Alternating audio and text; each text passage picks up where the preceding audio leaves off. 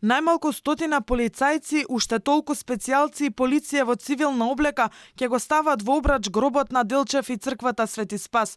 Цела македонска полициска сила е на готовс. Дури и на оние кои не се на работа им било речено да бидат спремни за брза реакција утре, доколку за такво нешто има потреба. Прославата за роденденот на човекот, кој светот го разбираше како поле за културен надпревар меѓу народите, е оценет за настан од висок ризик поради најавите бугарски граѓани масовно да дојдат во Скопје за 4 февруари. Улицата Самуилова веќе е затворена за сообраќај, а утре најверојатно ќе биде исчистена и од автомобилите кои се паркирани во близина на црквата Свети Спас, каде се наоѓаат моштите на Делчев.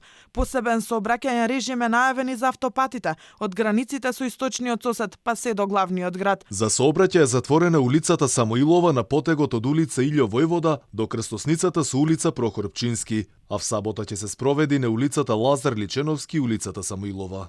Посебен режим ќе има и на граничните премини Деве Бајри и Делчево, каде се очекува околу 150 бугарски граѓани да влезат во Македонија. Полиција ќе има и на автопатот кон Скопје, бидејќи македонци имаат најавено блокада кај Кумановската патарина.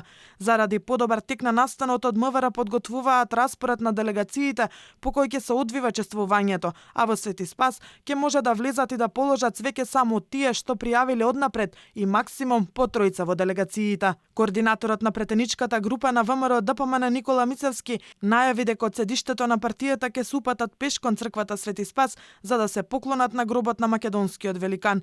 За сега ниту една официјална делегација од нашиот источен сосед не најавила дека ќе дојде утре во Скопје, а бугарските медиуми јавуваат дека на гробот на Гоце Делчев ќе положи цвеќе министерот за внатрешни работи на Бугарија Иван Демерџиев, кој неодамна беше во земјава на средба со македонскиот колега Спасовски.